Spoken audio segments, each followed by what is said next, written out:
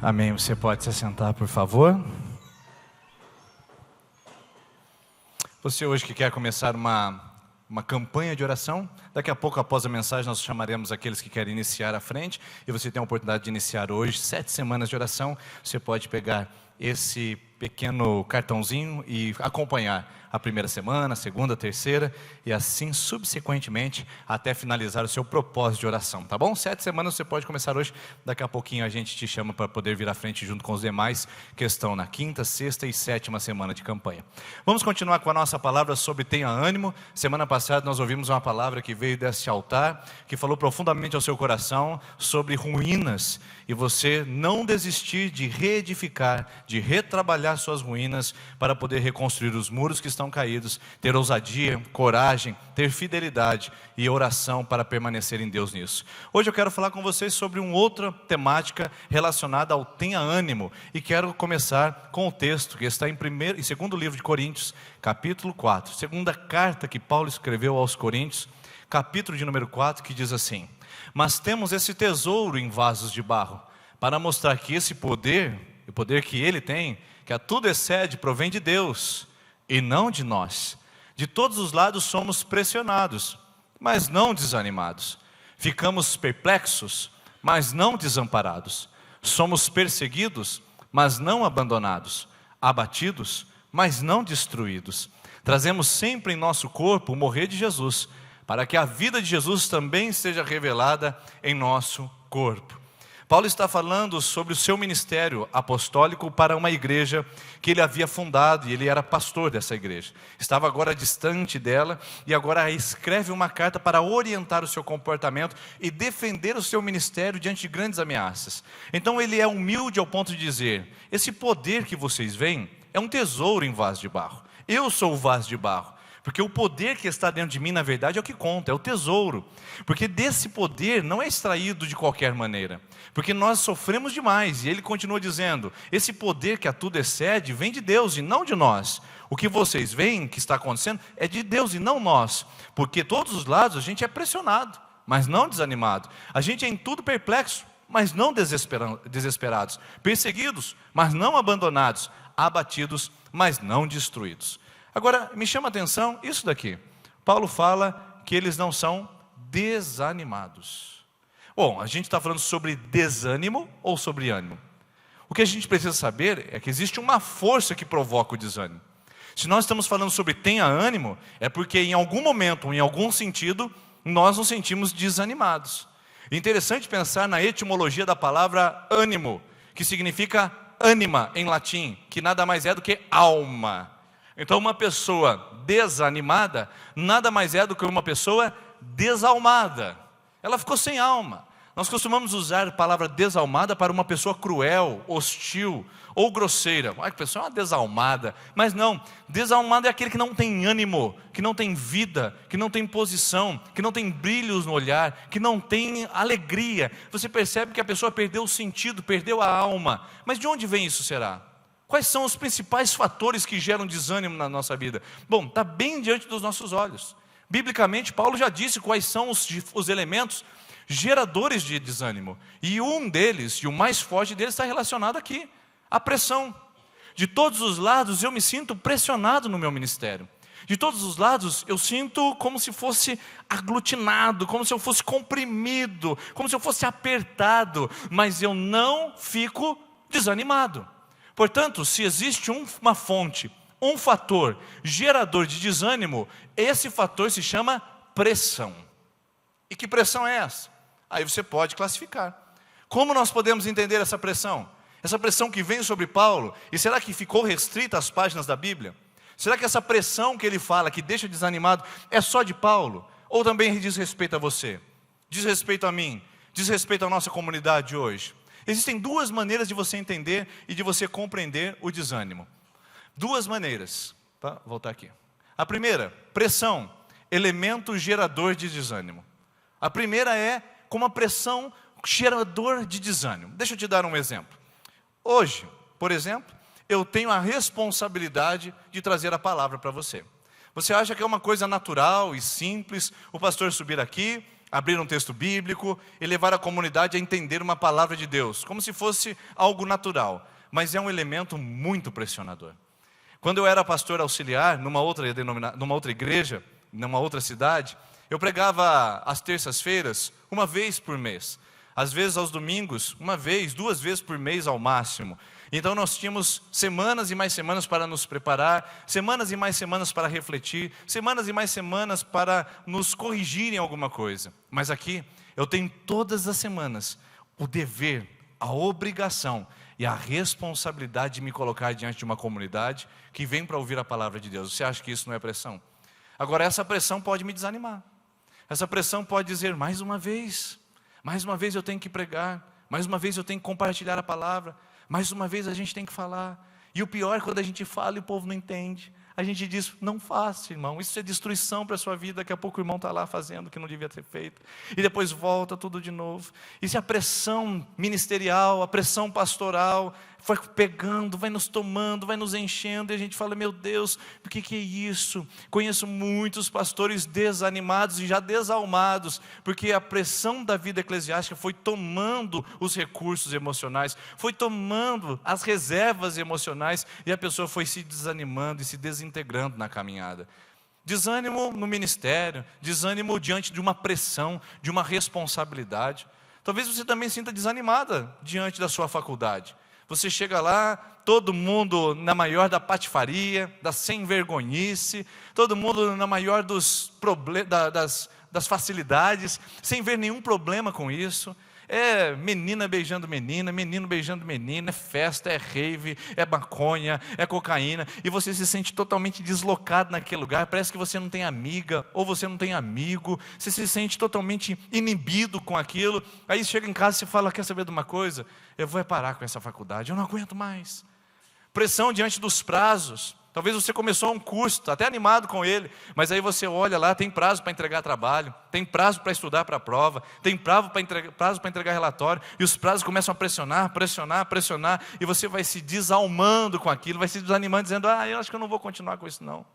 Pressão na vida profissional. Você abre o estabelecimento comercial, você vê os boletos sobre o seu balcão, você sabe que existe uma necessidade de entrar um tanto naquele dia, e aquele tanto não entra nem naquele dia nem no outro, e você começa a se sentir pressionado em manter ou não esse comércio, em manter ou não essa disputa comercial. Pressão na vida jurídica. Talvez alguém entrou contra você, ou você foi citado em algum outro caso, e você tem aquela pressão daquela disputa, daquele embate judicial, aquela coisa que vai te desanimando, que vai roubando a sua alegria.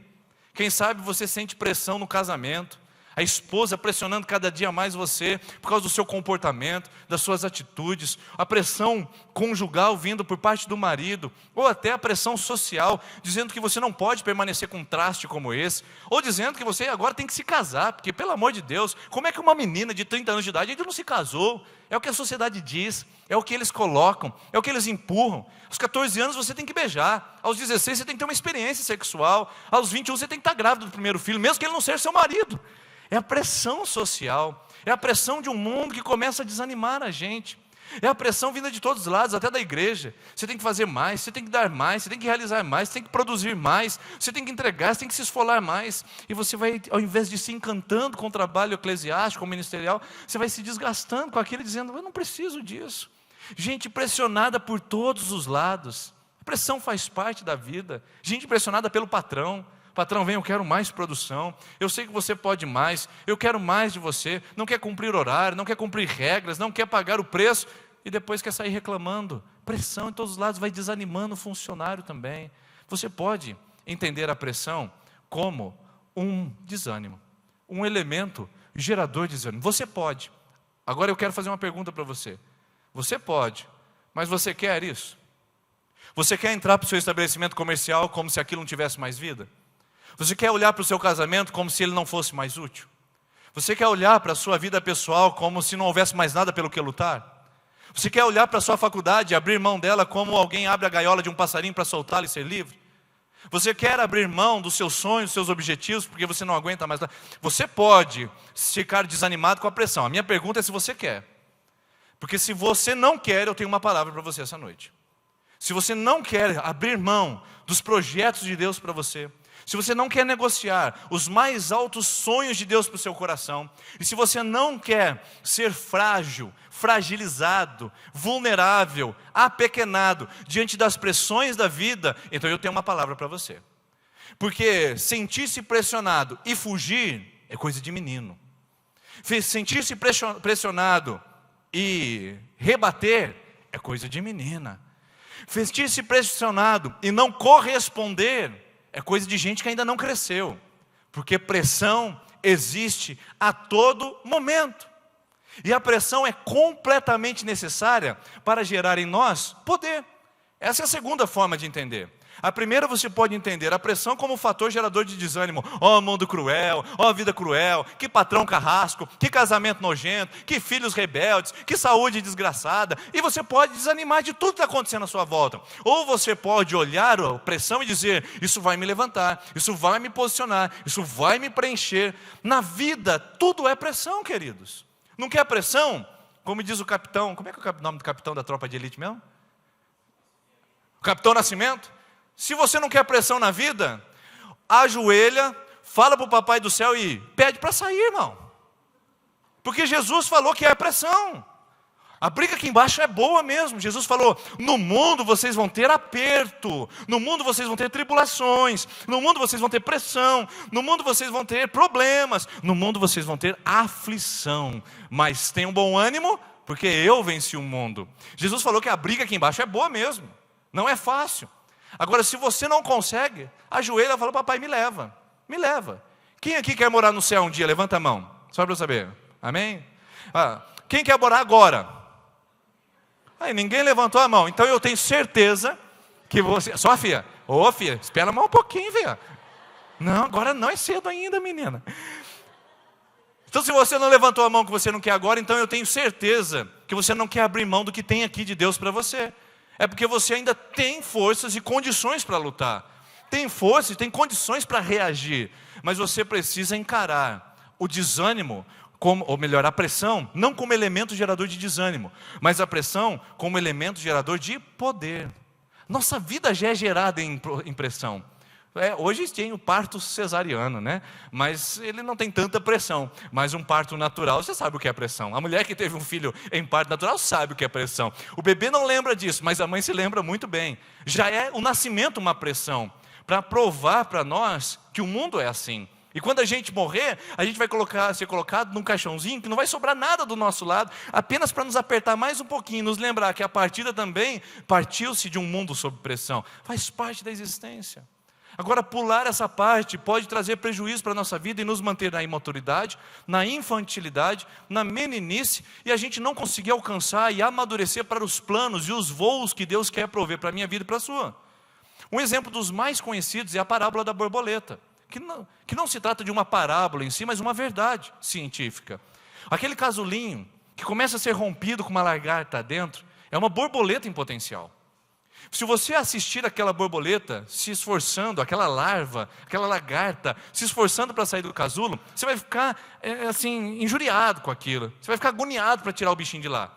Se você ajudá-la e romper o casulo, e ela não sofrer aquela força, se ela não se esforçar para sair do casulo, sabe o que acontece? Não nasce asa. A asa só nasce quando ela tem esforço. No esforço, ela libera uma toxina. E essa toxina é fundamental para que a pobre borboletinha, que é apenas uma larva, seja uma grande borboletona. Sabia disso? O esforço libera a toxina necessária para que a borboleta possa voar. Borboleta que não voa é larva. E larva que não tem asa é porque não passou pelo sofrimento. É que não passou pelo esforço. Não passou pela pressão. Eu vejo hoje pessoas que são lindas borboletas pela sua sabedoria, pela sua experiência, pelos lugares que elas chegaram e o seu ponto de influência. E quando eu olho aquelas pessoas, irmãos, eu não me animo muito não. Eu não fico muito empolgado de dizer eu queria ser como ela. Sabe por quê? Porque eu sei que para chegar lá, tem que pagar um preço muito alto. Tem que ser larva e tem que dar um jeito de passar sob pressão. E as melhores pessoas que eu conheço, as pessoas mais importantes que eu conheço, aquelas que você tem prazer de estar perto delas, conversar e beber da fonte delas, são pessoas que foram forjadas na bigorna da pressão. foram colocadas e malhadas e trabalhadas com uma rede da pressão, para que se tornassem o melhor de Deus na sua vida. Sem pressão não há borboleta, assim como sem pressão não tem poder. Como é que eu sei disso? Eu sei disso porque o apóstolo Paulo explica a causa da sua pressão. Ele fala, em tudo somos pressionados, mas em tudo o quê? É aí que entra o 2 Coríntios capítulo 1, onde Paulo começa a falar sobre o assunto. Ele começa a falar sobre pressão. Ele diz assim, irmãos, não queremos que vocês desconheçam as grandes pressões que sofremos na província da Ásia, as quais foram muito além da nossa capacidade de suportar, a ponto de perdermos, a ponto de perdermos o ânimo, tá? É uma tradução, eu coloquei ali desanimarmos, mas esqueci de colocar o perdermos. Perdermos o ânimo da própria vida. De fato, já tínhamos sobre nós a sentença de morte, para que não confiássemos em nós mesmos, mas em Deus que ressuscita os mortos. Ele nos livrou e continuará nos livrando de tal perigo de morte. Ou seja, Paulo está falando, nós sofremos tanto, sofremos naufrágio, sofremos injustiça, sofremos prisão, sofremos problema, sofremos muitas e muitas coisas. Mas eu quero dizer uma coisa para vocês, Paulo está falando, nós não desanimamos da própria vida, sabe por quê? Porque nós aprendemos um segredo, que grandes pressões podem nos desanimar, podem nos levar a ceder às pressões e podem nos colocar prostrados. Porém, para que nós não confiássemos em nós mesmos, mas em Deus que ressuscita os mortos. Primeira coisa que Paulo fala a respeito do poder da pressão, ela nos ensina quem a gente é. A pressão mostra quem a gente é. E não tem nada melhor que uma pressãozinha para o camarada descobrir quem ele de fato é. O cara está lá com grande poupança financeira. Ele está protegido de patrimônios. Ele está protegido e cercado de condições financeiras. E ele diz assim, conforme diz Jesus a respeito de um louco: agora meu celeiro está cheio. Agora posso comer, beber e gozar a vida, porque agora eu já estou satisfeito. Sabe o que acontece? Vem uma pressãozinha. E uma pressãozinha nada fácil. Porque no dia da calamidade, queridos, não tem patrimônio que aguente. Não tem. No dia da calamidade, se você acha que o seu patrimônio, a poupança, vai proteger você no dia da calamidade, eu posso dizer para você com garantia, não. Você pode ter muitos bens, mas uma doença, que o SUS não trata, e que você precisa salvar a vida, ou do seu filho, ou da sua esposa, ou do seu marido, o seu patrimônio vai todo embora, para você investir pela vida de alguém. É verdade ou não é? Você pode ter 500 mil, 1 milhão, 2 milhões em patrimônio, mas se o tratamento de um ente querido e amado por você exigir tudo isso, vai embora num piscar de olhos, porque não tem patrimônio que resista à catástrofe pessoal. E é normal isso. Isso acontece o tempo todo. A gente está vendo isso muito próximo da nossa família. A pressão vem para dizer e para colocar-nos no nosso devido lugar. Nós não somos deuses, nós não somos super-heróis, nós não somos pessoas que temos um grau elevado de condição. Não, a gente é gente. E gente sofre. Gente precisa de ajuda.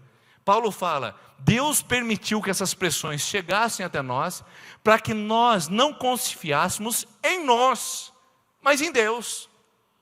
Que coisa boa, poder confiar em Deus. Esses dias eu estava conversando com uma pessoa, e eu conheço um pouquinho da vida dela, e ela me disse assim, então, agora diante dessa dificuldade, desse problema, está difícil manter a fé. E conhecendo a postura, conhecendo a forma e a lida da pessoa, eu fiquei pensando, que fé mesmo? Manter que fé?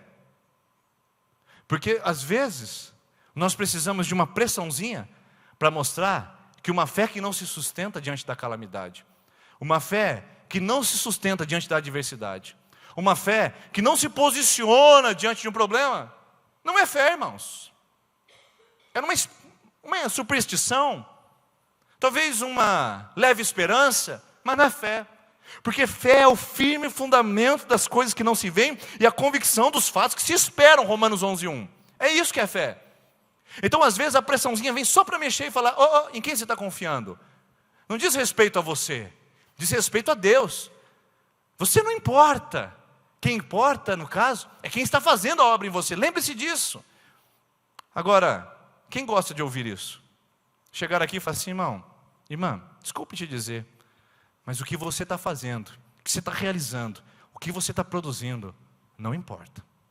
O importante é o que Deus está fazendo na sua vida. E é o que Paulo fala. veio sofrimento, veio pressão e grandes pressões chamadas de tribulação na Bíblia. E essas tribulações nos forçaram até mesmo desanimar da própria vida. Porém, isso foi dado para quê? Há um objetivo, irmãos. Há um objetivo. Existem coisas na minha vida que eu fico pensando por que eu tive que passar. Por que eu tive que realizar aquilo? Para que essa experiência? E como eu disse para vocês, as melhores experiências nossas são formadas na pressão. O melhor de nós é extraído na pressão, e Paulo fala isso, porque ali nós aprendemos a confiar mais em Deus. Eu nunca me esqueço de um fato que aconteceu em 2010. 2010, na verdade 2009, foi um ano muito tumultuoso para mim e para minha esposa. Eu tinha acabado de me formar, fui ordenado como pastor em dezembro de 2008, nós estávamos com 4 anos de casado, e minha esposa estava grávida da nossa primeira filha, a Ana Luísa. E nessa experiência que nós tivemos lá, eu, com 1 ano de pastorado, fui pastorear uma grande igreja da região, muito conhecida e muito visada para pastores. Eu tinha 24 anos de idade na época, eu tinha 1 ano de ministério pastoral, e eu lembro que houve uma situação que aconteceu, porque eu fui chamado para pastorear uma igreja onde o pastor estava há 38 anos, próximos aos seus 70 anos de idade, próximo a se aposentar. A equipe daquela igreja, a liderança, quando nós chegamos e começamos a trabalhar com a igreja, com os jovens, se alegraram com aquele trabalho e não tiveram sabedoria para lidar com aquilo. Eles chegaram para um jovem de 24 anos, que estava com tantas ambições ministeriais, tanta imaturidade, tanta criancice no ministério pastoral, e disseram e fizeram a seguinte proposta para mim: pastor, você ficaria caso nós mandássemos o outro pastor embora? Porque nós entendemos que ele não está mais produzindo na nossa igreja, e nós entendemos que vai começar a atrapalhar daqui para frente, e queríamos um ministério que fosse mais jovem, que desse uma arrancada na igreja. E eu, no auge da minha maturidade, disse: tudo bem. Tudo bem? Como assim? E eu disse isso, tudo bem. Aconteceu. Reuniram a liderança com o pastor e disseram: pastor, nós gostaríamos de agradecer, são 38 anos de ministério, 38 anos de ministério, mas nós gostaríamos de o ano que vem não permanecer com o senhor, nós vamos permanecer apenas com o pastor Denis. Aí o angu ficou de caroço. E aí a coisa começou a ficar muito complicada. Então nós estávamos sentados, eu estava, aliás, minha esposa em casa, sentado numa reunião da alta diretoria da nossa denominação. E a alta diretoria, com aquele jovem refém sentado ali à frente, sendo acusado de puxa-tapete, de traidor, de passa-perna, e eu sentado. Eu merecia todas aquelas palavras, eu merecia todos aqueles títulos, mas não por intenção e nem por consciência, apenas por maturidade. E sentado naquela cadeira, ouvindo aquelas palavras, minha esposa grávida de 6 meses, eu disse: meu Deus, por que isso? Onde foi que eu fui entrar? Eu pastoreava uma igreja, quando eu comecei tinha 15 pessoas, nós estávamos felizes com as 15 pessoas, em 1 ano nós éramos 85, estávamos felizes com 85, para que ir numa igreja de 400? Para que isso? O que eu estava fazendo lá, Senhor, sentado naquela cadeira? E naquele lugar então, eu saí vitorioso e derrotado. Derrotado porque não era para eu estar naquele lugar caso eu soubesse e fosse maduro o suficiente para tomar boas decisões. E vitorioso porque uma pessoa me defendeu e disse que não havia má intenção no coração daquele jovem, mas havia apenas imaturidade, que fosse relevado isso, e não fosse feita nenhuma advertência, nenhuma punição para aquele jovem. E eu saí daquele jeito assim, mas decidido a deixar o ministério pastoral. Eu disse: eu não preciso disso. Já fiz bobagem, é uma coisa estranha, não quero isso para mim, vamos acabar com isso já. Cheguei para minha esposa e falei: acho que não vai dar mais certo. Eu acho que é uma coisa que não entrou no meu padrão, vou voltar a trabalhar como caixa de confecção, quem sabe voltar até a jogar futebol, quem sabe a gente consiga aí construir nossa casa jogando amador na cidade. Mas aí, a minha esposa, na sabedoria dela, disse: não, Deus vai nos preservar no ministério, eu confio no seu chamado, e nós continuamos orando. Isso era outubro de 2009. Para quem é presbiteriano sabe que em outubro de 2009 não existe mais mudança de pastor em igreja nenhuma. Nesse ano agora nós não temos mais mudança nenhuma. Quem está aqui vai ficar o ano que vem, isso é certeza. Outubro de 2009 eu recebo uma ligação de uma grande igreja no Dourados. E aí eles ligam para mim e dizem assim: o pastor, nós temos uma indicação do seu nome para fazer aqui uma entrevista para compor a equipe pastoral. Eu falei: equipe pastoral? Sim. E eu fui para conhecer, eram 9 pastores, e mais eu. Agora você imagina, eu cheguei naquele lugar como o traidor, o puxa-tapetes e o passa-pernas. E eu chegando lá, 9 pastores para passar a perna, você imagina só, que maravilha. Mais o pastor titular, né, que era um pastor da grande igreja.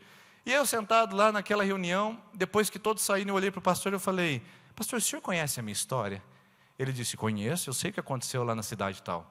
E eu disse, mesmo assim o senhor gostaria que eu fosse e compôsse a equipe pastoral? Ele disse, mesmo assim eu gostaria de te dar a oportunidade, porque eu sei que você é jovem e você pode aprender. Irmãos, foram 6 anos de trabalho. Hoje, eu olho para trás e digo, como foi bom estar sentado naquele banco sob acusação. Sofri, pressão de todos os lados, mas isso me tornou o pastor mais fiel e mais leal que aquela igreja já teve, porque eu sei agora o que é ser um pastor desleal, eu sei o que é ser imaturo, eu sei o que é ser insensato. Por isso eu corro e percorro todos os dias da minha vida as minhas decisões para tomá-las não apenas dos meus palpites, mas em gente que já trilhou caminhos mais adiantes que o meu. Eu aprendi a ser menos egoísta, menos arrogante, menos vaidoso, e tenho trabalhado isso todos os dias da minha vida. Sabe como eu aprendi? Sentado num banco sob pressão, como réu de uma atitude que eu havia tomado. Se você perguntasse para mim, pastor, você gostaria de passar isso de novo? É claro que não, mas seria necessário? Totalmente, porque vocês não teriam esse pastor que se fez hoje, como está hoje, se eu não tivesse passado por aquela pressão. A pressão me transformou, a pressão me mudou, a pressão me fez ser um homem que procura gente do bem para me ajudar. Como o problema acontece aqui, eu tenho meus monitores, eu tenho os meus mentores, eu tenho meus pastores. Você pode me dar uma ajuda? Como é que eu ajo numa situação dessa? Isso me evita de fazer bobagem, me evita e me protege de tantas coisas que eu posso realizar. Posso falhar? Claro, mas eu vou falhar com o consentimento de outros agora, não sozinho mais. Isso me mudou, agora foi totalmente necessário. Tem coisas que você está passando agora na sua vida que é totalmente necessário, que você não quer passar, mas daqui a pouco você vai olhar para trás e vai falar, que bom que eu passei por isso. Isso forja o caráter, lapida a nossa alma, trabalha o nosso ser, e são coisas totalmente necessárias, como Paulo disse, nós passamos isso, para que não confiássemos em nós, mas aprendêssemos a confiar em Deus. Eu aprendi isso, e tenho aprendido isso. E eu espero que o seu sofrimento, sua tribulação e a pressão que você vem vivendo não seja motivo de desgosto ou desânimo, mas seja motivo para mostrar para muitas pessoas que você crê num Deus vivo e que atua por você. Foi o que aconteceu naquele lugar. Depois daquela oportunidade daquele pastor, eu disse não. Diante de uma oportunidade dessa, a pressão que eu sofri vai me dar poder para ser um homem diferente.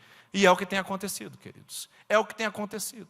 Não dá para mim falar sobre pressão de alguém que não vive o que eu estou vivendo. Então eu vou contar minhas histórias. E vou contar minhas experiências para vocês saberem. Porque Paulo contou as suas. E eu posso reproduzir isso com vocês. Ele nos livrou, disse Paulo. O Deus que ressuscitou dos mortos, Ele nos livrou. E continuará nos livrando de tal perigo de morte. O que Paulo está dizendo aqui? Eu já vivi isso antes.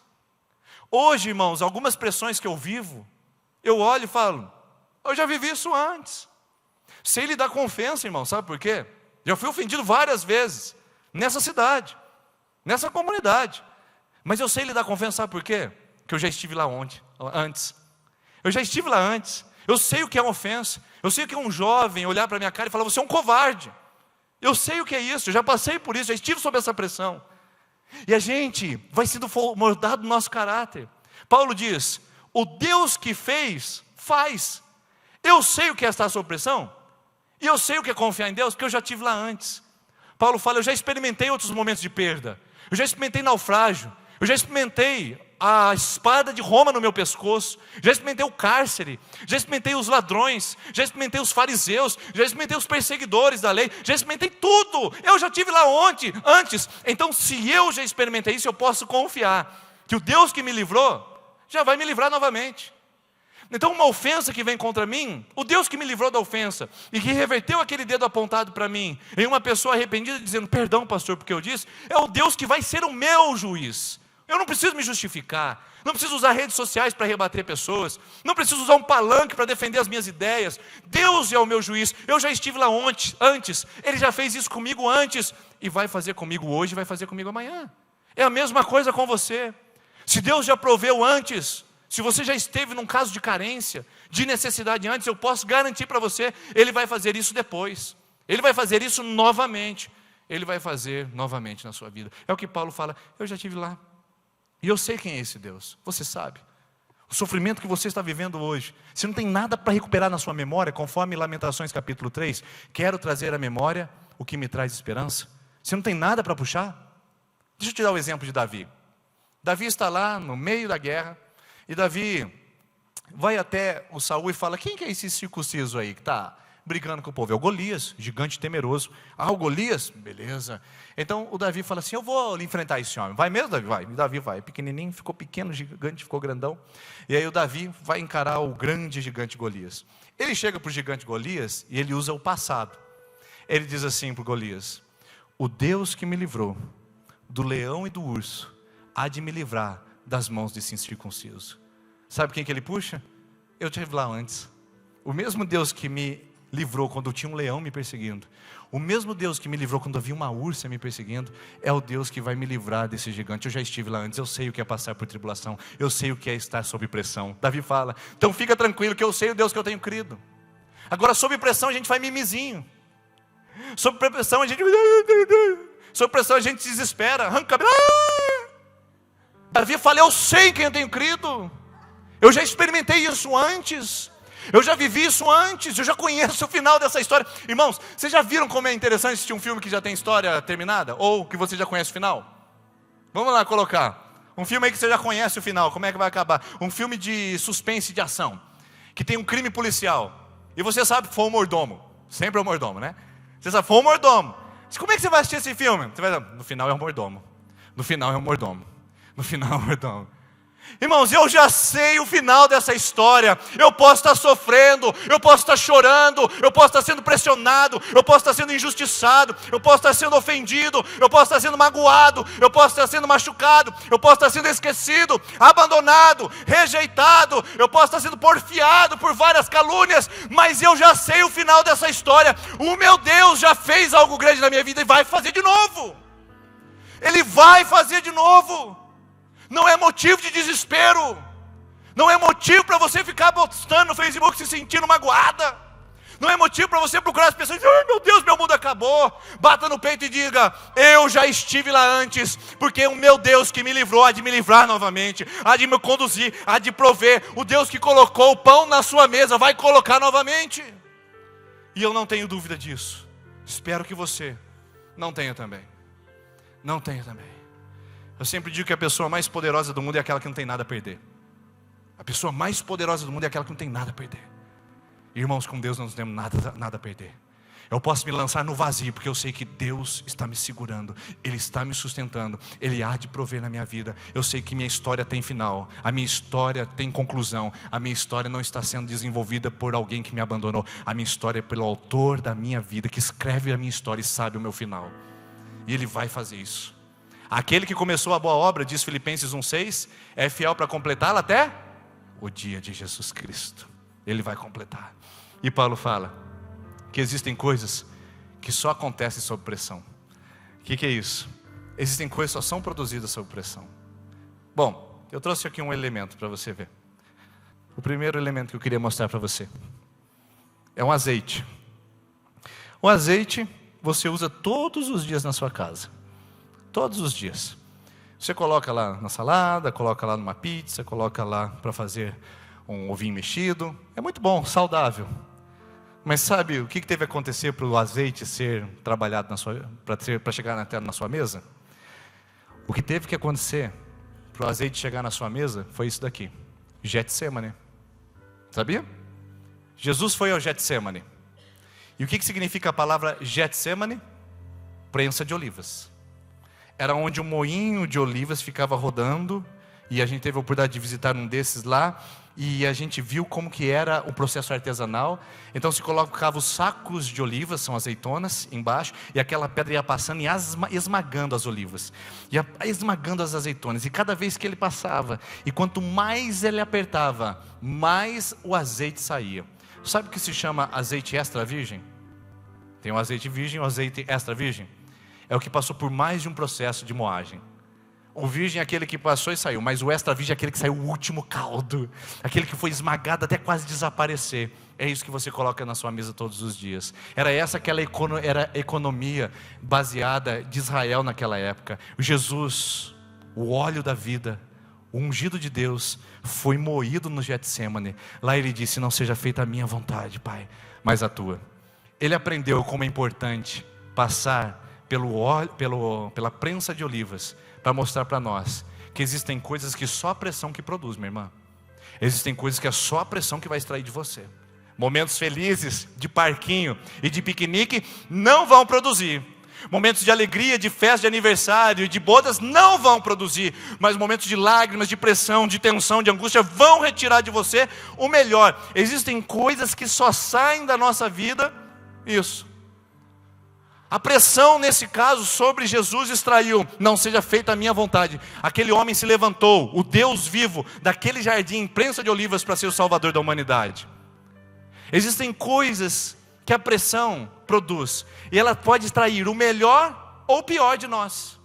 O que você está vivendo agora, a pressão no seu casamento, a pressão na sua vida, a pressão psicológica, pode extrair o melhor ou o pior. É você quem decide. É só você que pode decidir isso. Se essa pressão que você está vivendo vai extrair o melhor, ou se vai extrair o pior. Porque deixa eu mostrar para você. As coisas mais resistentes da vida, elas são geradas sob pressão, sabia disso? Houve um dia que Deus falou no meu coração de uma maneira muito especial lá em Dourados. Nós estávamos num retiro de pastores, estávamos num lugar bonito, que era um Pesque Pague, a gente estava refletindo sobre a palavra de Deus, e o pastor uma hora falou: cada um sente num banquinho para poder refletir sobre a sua vida, ter um tempo de oração. E eu sentei num banquinho, lá no Pesque Pague, fiz sozinho. E essa era a visão que eu tinha do banco encostado numa madeira. E eu pedindo para Deus me mostrar alguma coisa, porque eu estava vivendo um momento de profunda tensão e pressão. E eu dizia: Senhor, qual é o próximo passo? O que eu vou fazer a partir daqui?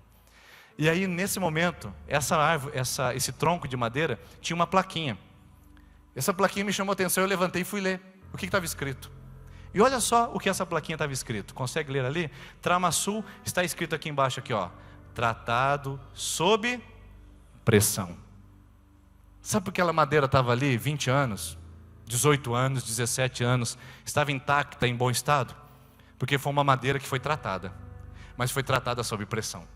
As coisas mais resistentes são tratadas sob pressão. E eu quero ser um homem resistente. Por isso, eu não me importo com a pressão. Você quer ser uma mulher resistente? Quer ser um homem de fibra, um homem de verdade, uma mulher de fé? Permita que a pressão trate a sua fé, que ela cele seu coração e faça de você uma pessoa resistente. Pressão traz o melhor ou o pior de nós. É você quem vai desistir. É você que vai decidir. O que você quer? Pressão pode ser desânimo ou pode ser poder. O que você quer? Pressão pode ser resistência para a sua emoção e resistência para a sua vida. Mas por fim, pressão, quanto mais longe. Quanto mais pressão, mais longe a gente vai, sabia disso? E aí eu trouxe mais um elemento para você aqui. O Heitor vai ficar bravo de eu ter pego o brinquedinho dele lá. Tem coisas que só funcionam sob pressão.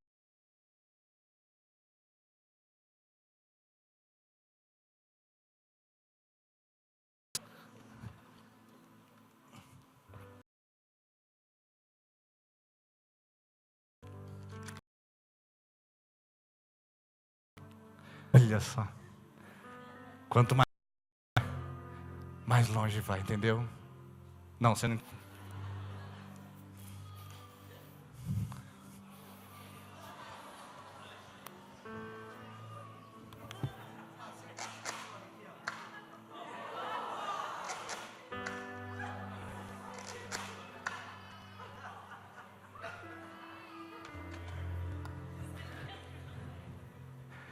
Pressão, quanto mais longe. Eu não me importo de tê-las. Pode trazer, Senhor, porque eu sei que o Senhor está me promovendo para um lugar que o Senhor me quer. A minha vida não é conduzida por um acaso. As coisas não estão acontecendo à minha volta porque alguém esqueceu de cuidar de mim. Tudo está me produzindo, tudo está me propulsando, tudo está me jogando, tudo está me impulsionando. Quanto mais pressão, não é pior, melhor é. Está com pressão na sua casa, você pode ser um melhor marido. Pressão na sua família, você pode ser o melhor filho. Pressão no seu trabalho, você pode ser um melhor funcionário. Pressão na sua vida emocional, você pode ter suas emoções mais equilibradas. Pressão nas suas finanças, você pode aprender a administrar melhor em tempos de crise. Pressão na sua vida espiritual, você pode aprender a lei do altar e da dependência de Deus. Pressão, pressão, pressão. Quanto mais, não é pior, é melhor, porque eu posso ir mais longe, porque Deus e o Espírito Santo vai me impulsionar para o lugar que Ele me quer. Hoje, eu estou em Sertanópolis, em 2018, por pressão. Foi a pressão que me trouxe aqui. A pressão que me impulsionou e me fez viajar 700 quilômetros e me plantar numa cidade do interior do Paraná para dizer, esse é o seu lugar. Foi a pressão que me trouxe aqui, irmãos. Não foi um piquenique de final de tarde, não foi um momento de alegria, de celebração, não foi a bodas de um amigo, irmão. Foi um momento de pressão que falou, é Sertanópolis, e aqui eu estou. E eu digo, Deus, obrigado por aquela pressão, porque isso produziu em mim o bem. E eu quero dizer para você o mesmo essa noite. Não perca essa série de mensagens por nada nesses dias. Deus tem uma palavra para te levantar do solo, do ringue, da lona e fazer você voltar a sonhar e saber que o que está acontecendo na sua vida é para você ter ânimo. Ânimo, não desanime. Vamos ficar em pé, convidar a equipe de oração que vem aqui à frente, nossa equipe de louvor. Se vocês puderem devolver o dardo depois, é do Heitor, tá bom? Ele fica bravo comigo lá. Brincadeira. Enquanto a equipe vem aqui à frente, eu queria que você pensasse sobre essa canção que nós vamos cantar. E nós vamos orar por você que está na quarta, ou melhor, quinta, sexta e sétima semana de campanha. E você que está sob pressão e quer começar uma campanha de oração hoje para aliviar a pressão e a tensão. Eu quero convidar você a vir à frente, junto com esses irmãos e irmãs, e receber uma oração. Saia da pressão e venha para a oração. Deus tem uma obra para realizar na sua vida. Venha essa noite, comece sua campanha e vamos orar pedindo para que Deus possa trabalhar no nosso coração. Enquanto cantamos essa canção, vem aqui à frente e nós vamos orar com você. Pode vir, irmãos e irmãs.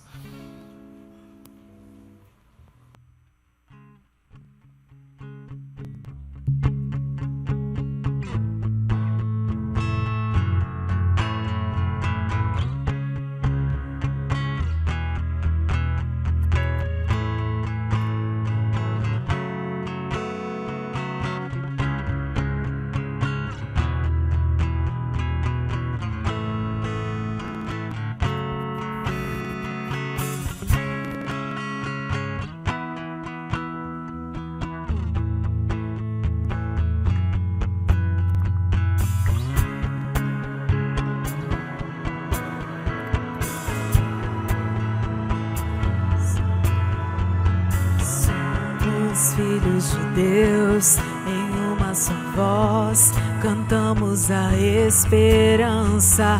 Muralhas tentam nos separar, mas nada pode parar o poder do nosso Deus. Tu vais à nossa frente e toda a muralha vai virar pó. Elas cairão. Cantamos bom, tu és bom, que os céus se encham com nosso louvor. Cantamos bom, tu és bom, que todos saibam que tu és Senhor, oh Deus.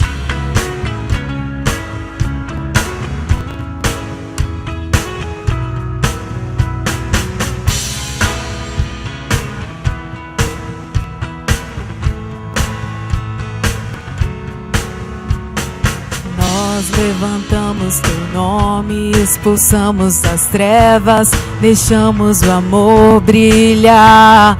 Tu vais à nossa frente e toda a muralha vai se dissipar. Elas ruirão. Cantamos bom, tu és bom, que os céus se encham com nosso louvor. Cantamos bom, tu és bom, que todos saibam que tu és Senhor, ó Deus.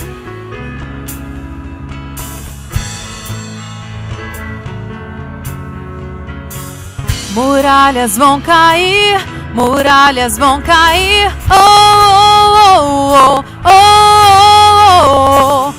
Muralhas vão cair, muralhas vão cair, oh, oh, oh, oh, oh, oh. muralhas vão cair, muralhas vão cair. Oh, oh, oh, oh, oh. Muralhas vão cair, muralhas vão cair. Oh, oh, oh. Cantamos bom, tu és bom, que os céus se encham com nosso louvor. Cantamos bom, tu és bom, que todos saibam que tu és Senhor. Cantamos bom, tu és bom, que os céus se encham com nosso louvor. Cantamos bom, tu és bom, que todos saibam que tu és Senhor. Ó Deus. Levante suas mãos assim comigo, por favor. Senhor, essas mãos levantadas são mãos de quem ainda não desistiu. É mão de quem ainda está lutando. E o Senhor disse na sua palavra: tenha bom ânimo, porque eu venci o mundo. Crendo nessa promessa, crendo nessa palavra, eu apresento ao Senhor essa noite cada coração. Que nós possamos sair daqui crendo que as muralhas vão cair, que essa pressão é momentânea e que vai produzir em nós a capacidade de irmos mais longe nos teus planos e nos teus propósitos. Levanta esse homem, levanta essa mulher, tira da angústia, da depressão, da perda, do lamento, tira, Deus, de uma traição, tira, Senhor Jesus, do peso do passado, tira, Senhor Jesus, da prostração e levanta teu povo em nome do Senhor Jesus. Amém. Amém. Deus abençoe. Semana que vem eu te vejo aqui. Tenha ânimo, hein?